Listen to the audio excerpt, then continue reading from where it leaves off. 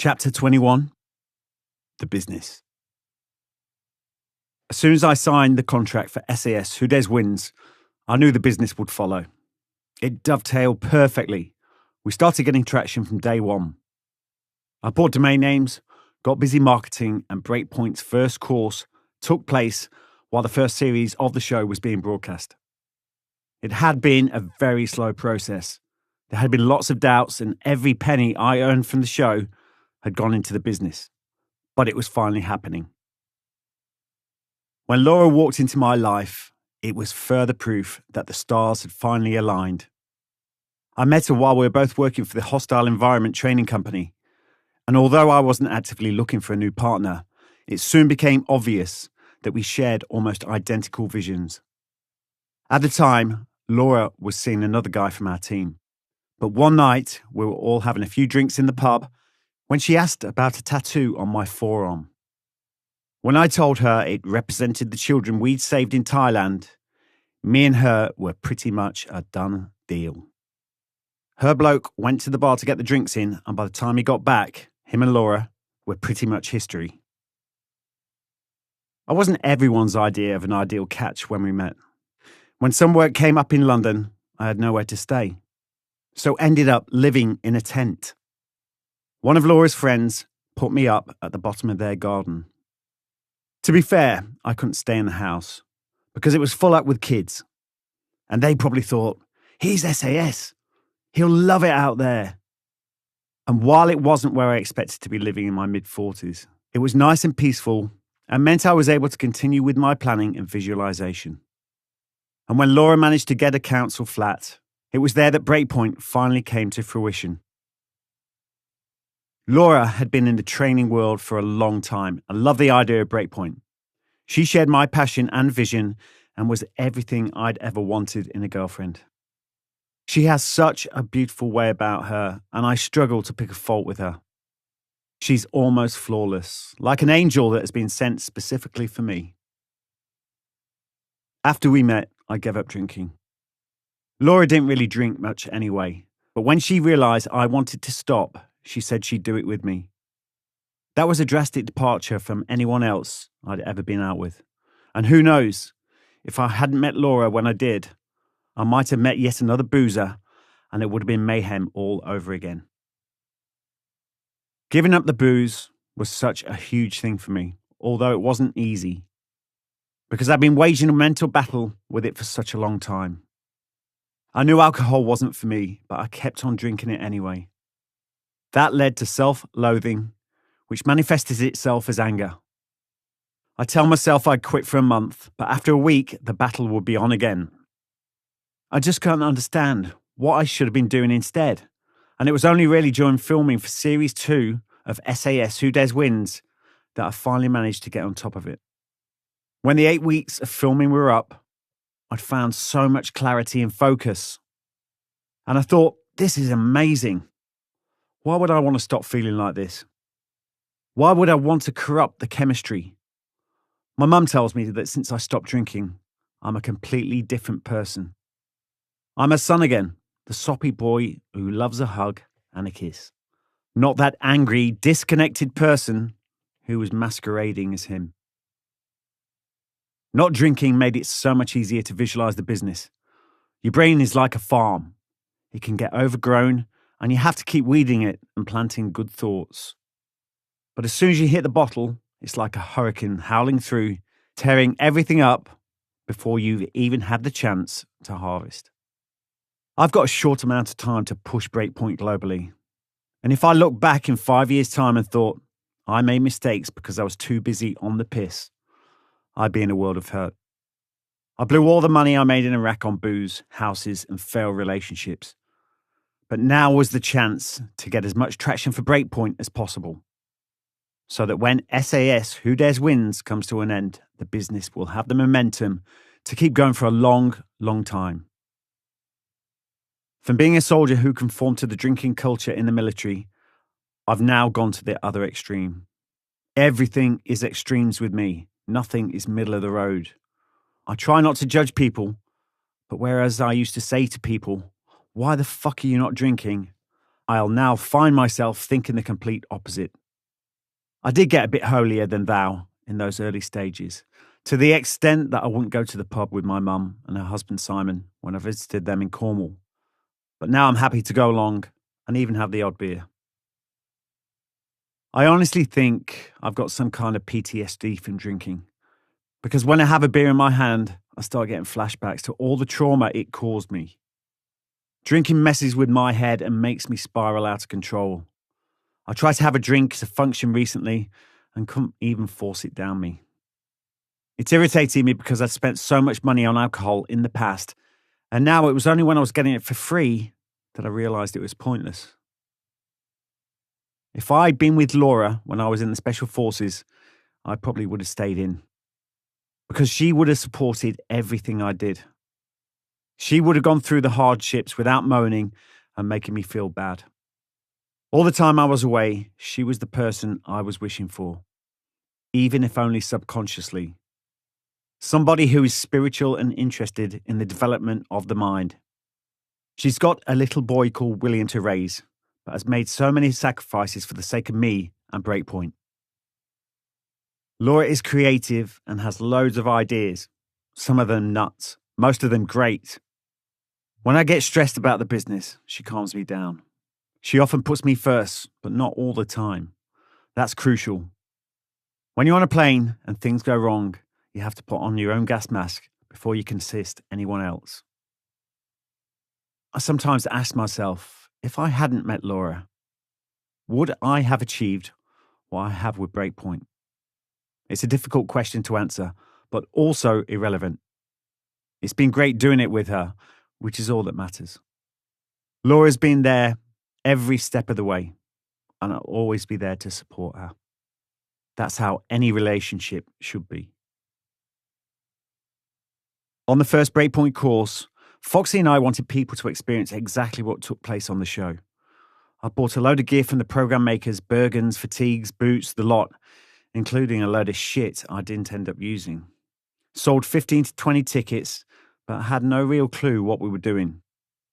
We were throwing more and more kit at it, which was costing us more than we were bringing in. It was all about survival, which luckily I'm quite good at. I'd pulled in staff I used to work with from the hostile environment training because we thought we'd have to give people quite a hard time to teach them the skills. But because some people were there as fans of SAS Who Dares Wins, we had to compromise a little. We were seeing pictures of girls with orange tans and long fingernails on the medical forms. People were turning up with pyjamas and hair straighteners. We had a girl called Michelle working for us at the time, and she was ex-army and like a little terrier. I left her and Laura in charge of the processing tent, where people had all their home comforts taken from them on arrival. And when I walked in, there were bottles of makeup and nail varnish remover on the table. I said to Michelle, "What the hell are you doing?" "We're stripping them down to the bare bones." "Stop! People are paying for this. You've got to let them enjoy it." We were overstaffed and disorganised, but that first course was brilliant. Most of the people who turned up were the type who lived in a box, travelled to work in a box, worked in a box, went home in a box, and repeated the same journey from box to box to box every day. So just staying out overnight and eating army rations was an eye-opener for them. I think the fact that we were real-life Special Forces veterans helped. They soon realised that we weren't just killing machines behind mass. We were people who genuinely cared about them and their development.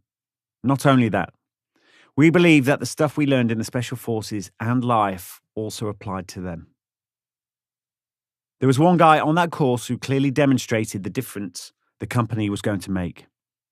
He was virtually homeless, living in his car, but had scraped together enough money from a carpentry job to pay for the course. A year later, he sent us a message saying how that course had saved his life. He'd got himself a full-time job, a house, and started exercising again. I had no real idea the business was going to touch people so deeply, but we're now inundated with similar stories of transformation and positive growth. We were soon inundated with emails from people asking for help. One girl, who had done 18 years in the military, emailed to say that she was suffering from PTSD and thinking of killing herself. She had the rope ready. She needed help, and the conventional methods weren't working for her. A lot of help that charities provide is process-driven, involving filling out forms and assessments, and people with PTSD can't face doing things like that. I replied to the girls saying that I would try to help and please not to do anything rash. Breakpoint is a business that needs to make money. We can help people with PTSD and other forms of mental illness, but we're not a charity. But we've had strong relationships with charities from the start, so can refer people on. So I put the girl in touch with Rock to Recovery, which was co-founded by Foxy and provides help to serving soldiers and veterans suffering with mental illness. Rock to Recovery didn't have any long-winded processes, so they could start trying to deal with the girl's problems immediately. That girl now says that without that happening, she wouldn't be here anymore. Breakpoint does a lot of stuff on facing fears, whether of confined spaces or heights. We put people in challenging scenarios and help them through. Breathing is a major factor because it provides clarity and prevents people from being overwhelmed by the situation. We built a 40-foot tower for people to abseil off, and to see the girl in question on top of that tower talking people down was incredible. Afterwards, people were telling me how amazing she was. This was a girl who came close to hanging herself, who found it too stressful to drive or even catch a train, and now she was driving from Birmingham to Sussex and providing emotional support to others. Seeing things like that convinced me that Breakpoint was making a difference. Breakpoint's mission statement is to create a globally identified brand recognised for the positive growth and development of others. As such, since those early days, the courses have tended to be less physical and more focused on mindset, how we work as humans, and personal growth. We've had to create a horrible course called Denied, which is as close to Special Forces selection as we could design, ethically and legally, because there are people out there who want to be thrashed beyond belief.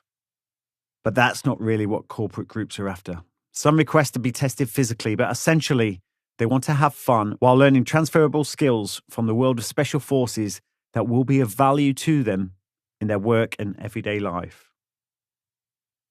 On the course, I talk about the survival blueprint, which is the tendency to look for things to go wrong, which in turn leads to people living in the repeat cycle of yesterday I've already mentioned.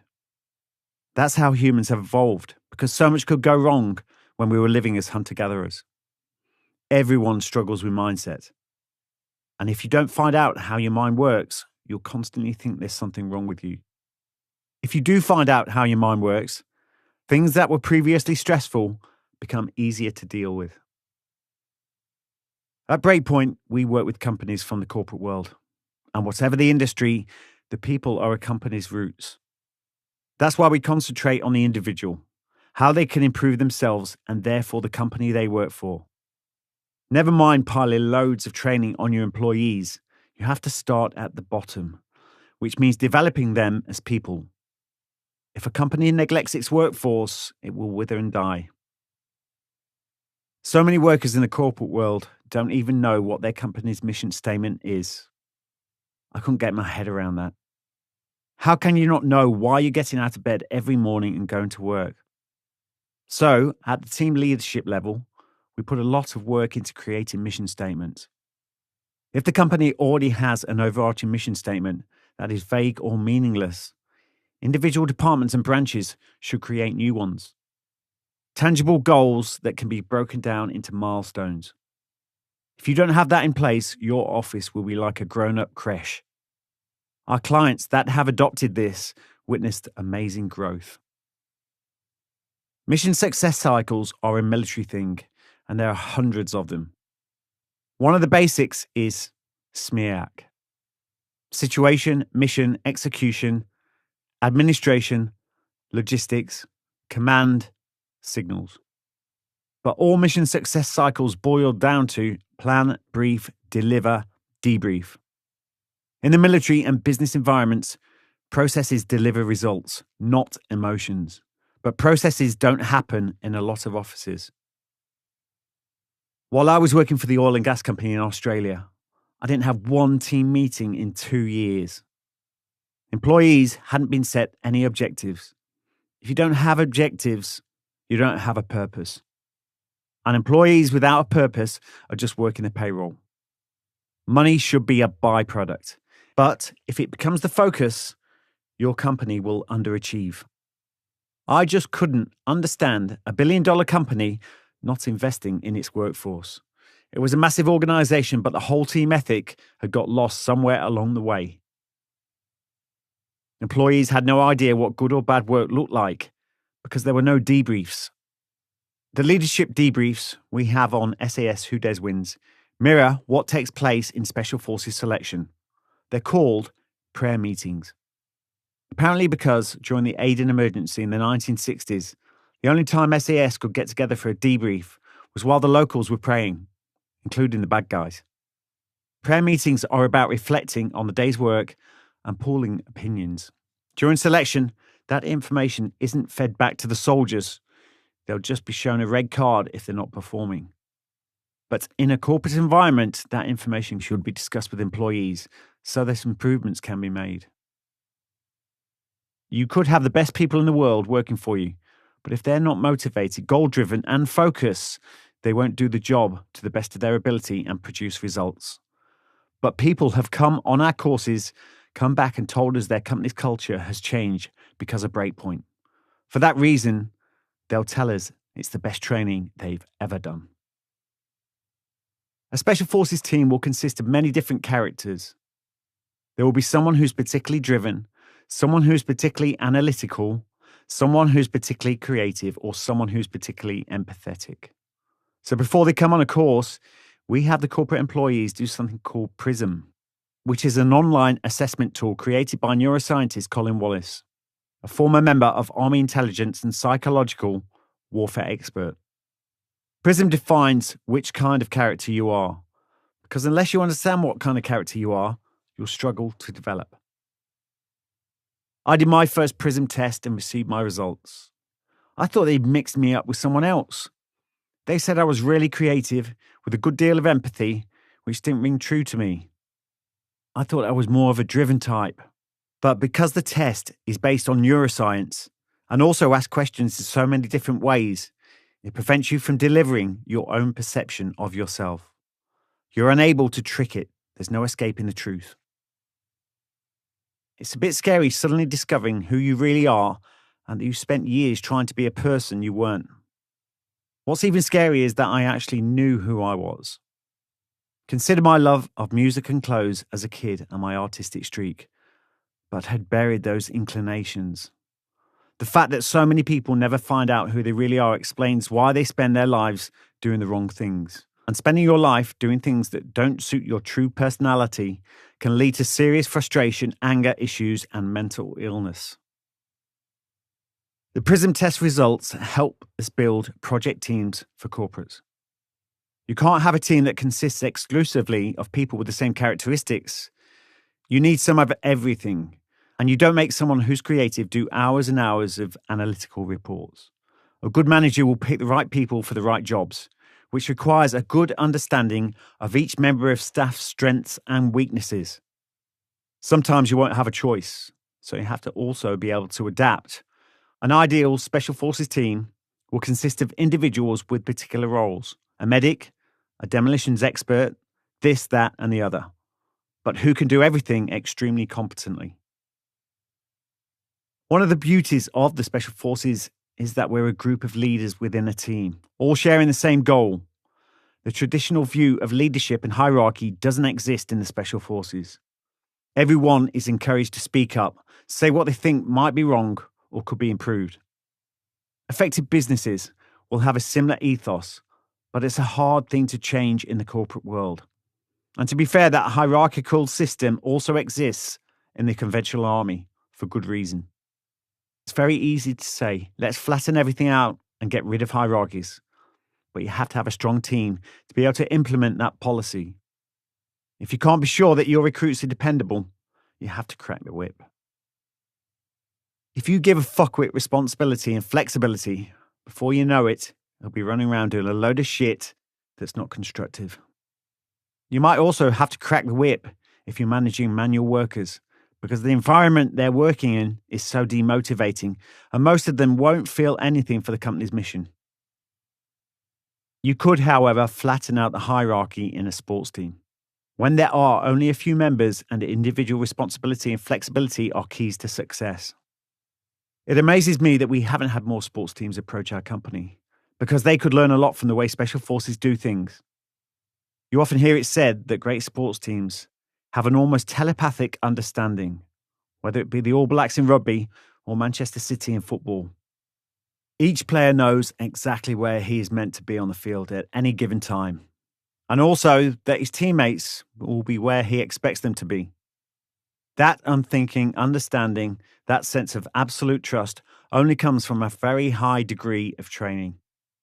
And paradoxically, that very high degree of training means you can take that unthinking understanding for granted. That's how it is in the Special Forces, except for one key difference. On some missions, a team of 4 soldiers who barely know each other might be thrown together in an instant, and they have to hit the ground running. They may never have worked with each other as a team, but there will be an understanding that they are the elite, and that each one of them can be trusted. While I enjoyed running as a kid, I was never interested in team sports. In fact, I was a bit of a loner. People assume that everyone in the Special Forces is a team player, but a Special Forces team would better be described as a group of loners who nevertheless understand the mechanics of teamwork. When I went on missions in the SBS, we didn't have to like each other, just as the best sports teams all contain players who don't like each other. There were blokes who had shagged other blokes' wives, people who hated each other with a passion outside of work. But when it came to doing the work, they were bang on it. Had that not been the case, people would have been killed. A company's mission statement can't take into account the fact that some of their staff don't like each other, but if you set clear objectives, that shouldn't really matter. Generally speaking, the larger a company gets, the more a hierarchical system is needed. Because the bosses know that not all of their staff will be up to the job and committed to the cause. But a common problem with hierarchies in large companies is that you end up with robotic promotion and managers becoming managers based on nothing apart from the fact that they've been there for a long time. That can leave a company with a layer of middle managers who aren't particularly good at the job they used to do, and a raft of staff below them who don't have any respect for their abilities. A good team leader might be highly competent, but also understand that someone within their team might be better than them at doing certain jobs. A bad team leader will think, I'm team leader, therefore I must know best about everything. You can't possibly know better about everything than everyone else. A good team leader gives clear direction, motivates, and allows other people to take glory for the wins. And a good team leader accommodates talented nonconformists and people who prefer to operate outside the system without complaint. There are limits, but if someone can do the job better than anyone else, why would you be bothered about the fact they turn up half an hour late or take an extra half an hour for lunch? But some leaders can't handle people bending the rules. They see it as a threat to their authority. When I worked in an office environment, there were these martyrs who'd stay late every night and moan about it very publicly. The bosses saw them as hard workers and worthy of promotion, but I think these people just can't handle their workload or manage their time properly. It was all about perception rather than actual value. It's not the hours you do, it's what you do in those hours. I'd rather have someone come in for 5 hours and work flat out than come in for 10 hours and be a passenger. Or if someone shows they can produce good work from home, don't come in at all. A lot of companies spend all their time looking externally at the competition. But you need to look inside first. Get that working correctly and the results will flow. If you don't get that working correctly, when the shit hits the fan, it will be very difficult to pull the team together and refocus. Sometimes people say to me, you worked in the Special Forces where everyone was brilliant at their job. But I've got a load of fuckwits working for me. And I tell them that it doesn't matter if you're an astronaut, banker, or bin man. We're all human. We all tend to make decisions based on emotion, and lessons from a special forces perspective carry extra weight. Because we make our decisions while under a massive amount of pressure. Given enough time, most people can be whipped into shape, but there are lost causes. There has to be a will. They've got to be motivated to change. And the people who come to Breakpoint's courses are motivated. Otherwise, they wouldn't have signed up. They believe that life should be about continual improvement, day in, day out, even if you're already in a good place. You've got to keep moving and keep progressing. Slowing down or stopping will mean you keep flopping around in a repeat cycle of yesterday, like an old jumper on a slow spin in a washing machine. But if you maintain momentum, you will eventually be thrown out of that cycle. You might have to cross some negative ground to reach your goal, but you will reach your goal eventually. And when that happens, your head will be a more pleasant place. Chapter 22. In Control. In SAS Who Dares Wins, we orchestrate false endings all the time to test the mental strength of the recruits. In Series 3, we ran them up a mountain and back down again before pointing them in the direction of transport and telling them how well they'd all done. When we started doling out encouragement, anyone in their right mind knew something was up. Sure enough, just as they were about to jump into the transport, it started rolling away. And after the transport had disappeared over the horizon, the recruits were given an extra dose of beasting. That kind of psychological messing will break a lot of people. As soon as they see the transport, they'll switch off mentally. And when they see it driving off into the distance, they'll abandon all hope. It's like reaching the top of a mountain and suddenly realizing you've got to climb another one. It sounds like a cruel trick to play, but our DS had it done to us loads of times and it served a purpose. As a soldier, you don't get to choose when a battle stops. You have no idea when it's going to end.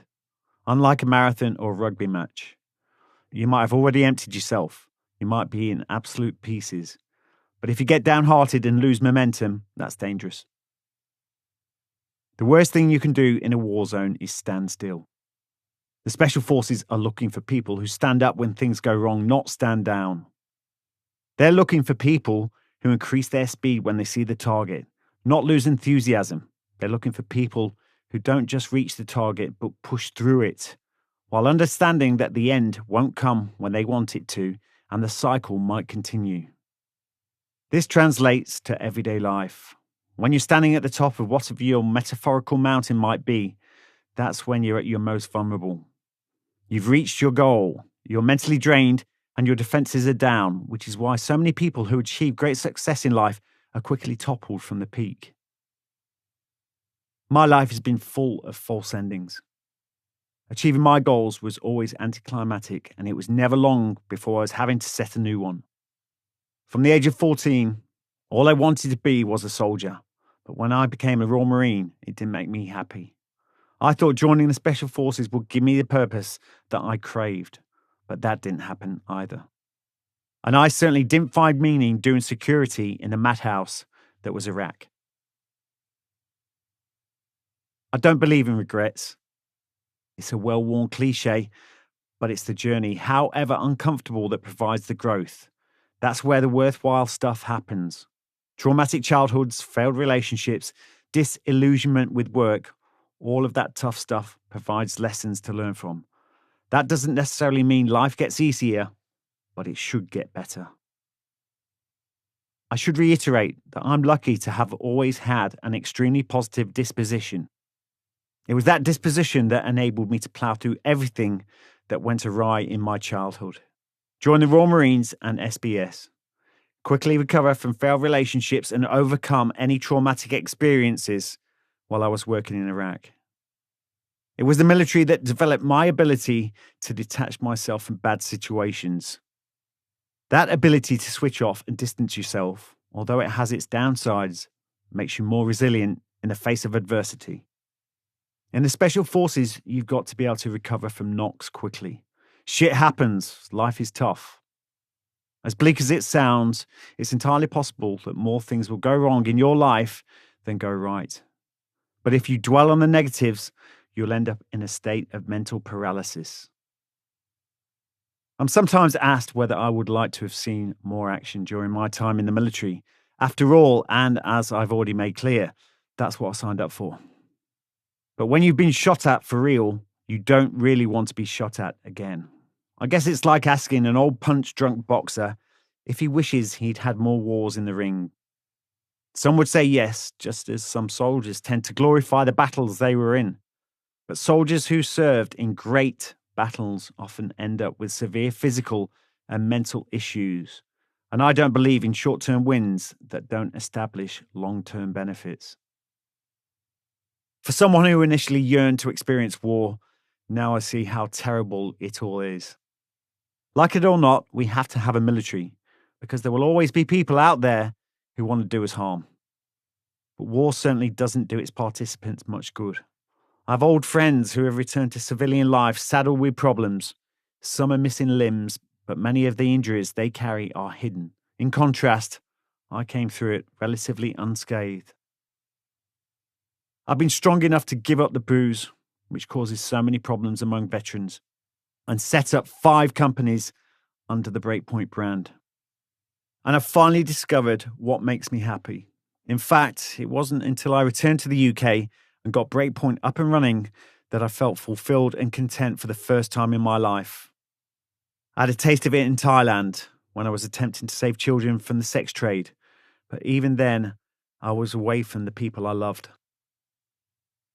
Between the ages of 18 when I joined the military and 43 when I came home from Australia, I hardly saw my mum. Even now, she'll phone me after an episode of SAS Who Dares Wins and say, "Wow, that was amazing." I didn't know you could run down mountain faces and jump out of helicopters, especially at the age of 48. When you're away for as long as I was, the intimacy fades. It almost becomes more natural not to talk, and I don't want that to happen again. She deserves better for all she's done, and so do I. My relationship with Luke is great nowadays, although we don't do much yomping through the countryside or climbing mountains together, as I thought we might when he was born. I recently took him up the Penny Fan, where I did the hills phase during selection, and it was like he was going to die.